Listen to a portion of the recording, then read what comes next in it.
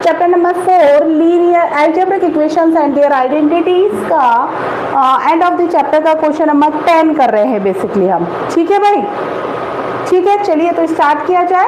हाँ भाई, क्या बोला है, x - 2 and x - half is a factor of this equation. देखिए भाई, अगर कोई भी इस तरह से इक्वेशन दी हुई है, इस तरह से आपको एक पॉलिनोमियल दिया हुआ है, अगर बोला गया है ये इसका फैक्टर है, इसका मतलब क्या है, जैसे x - 2 दिया हुआ है और बोला गया है this is a factor of this polynomial, इसका मतलब ये है कि अगर आप इसको बराबर जीरो कर दें, अगर आप इसको बराबर जीरो कर दें, जीरो कर देंगे तो क्या हो जाएगा, x बराबर 2। तो अगर आप x बराबर 2 मतलब x की वैल्यू 2 अगर इस पॉलिनोमियल में पुट करेंगे तो आपके पॉलिनोमियल की वैल्यू क्या आनी चाहिए, 0 आनी चाहिए बेसिकली, है ना।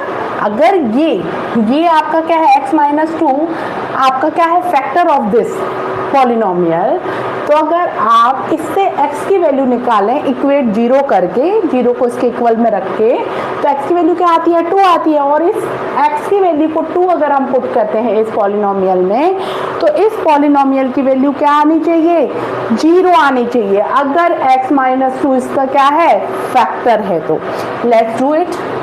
What we will do, we put this value of x in this equation।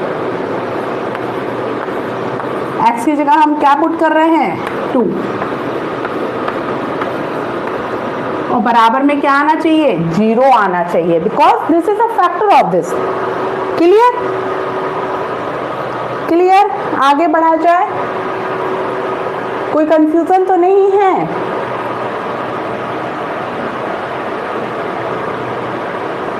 If x - 2 and x - half are the factor of this polynomial, अगर ऐसा है, अगर ये इसके फैक्टर हैं, तो इसमें जो x की वैल्यू आएगी 0 इक्वेट करने पर, वो अगर x की वैल्यू हम पुट करते हैं तो हमारा पॉलिनोमियल की वैल्यू क्या होनी चाहिए, 0 होनी चाहिए, बस यही रूल है एक।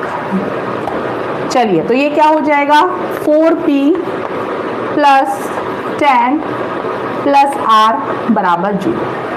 अच्छा, ये हमने पुट किया, x बराबर में 2 पुट किया। अब नेक्स्ट स्टेप क्या होगा, नेक्स्ट कौन सा फैक्टर दिया है, नेक्स्ट फैक्टर दिया है आपको x - हाफ, तो इसको भी हम 0 इक्वेट कर लेंगे, तो x की वैल्यू यहाँ क्या मिल जाएगी, हाफ। क्लियर। अब हम क्या करेंगे, इस पॉलिनोमियल में x की वैल्यू क्या रखेंगे, हाफ रखेंगे, रख दीजिए।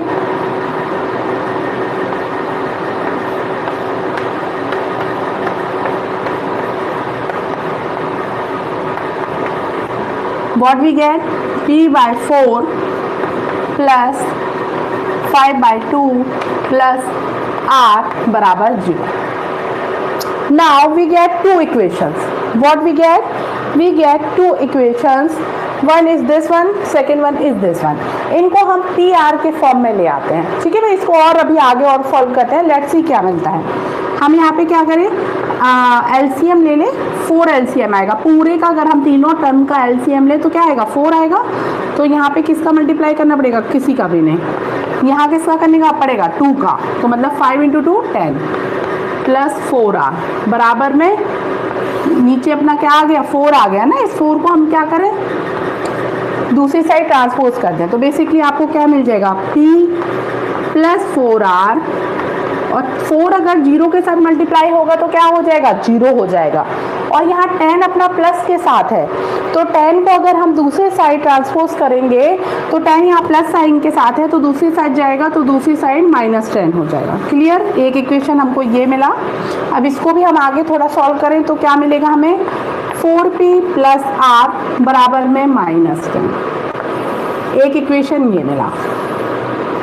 आप देखेंगे दोनों साइड -10 है, इसका मतलब अगर आपका राइट हैंड साइड सेम है तो लेफ्ट हैंड साइड भी सेम ही होगा, राइट हैंड साइड सेम है तो लेफ्ट हैंड साइड भी क्या होगा, सेम ही होता है।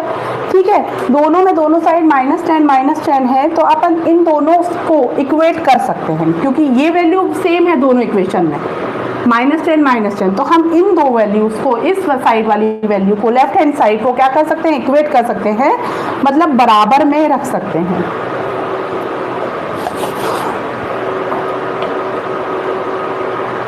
कैसे, 4p प्लस आर बराबर में क्या रख सकते हैं, ये वाली वैल्यू जो यहाँ से आई थी, कहाँ से, एक्स की वैल्यू हाफ रख के, और ये वाली वैल्यू कैसे आई थी, एक्स की वैल्यू 2 पुट करके। ठीक है, now what we get this.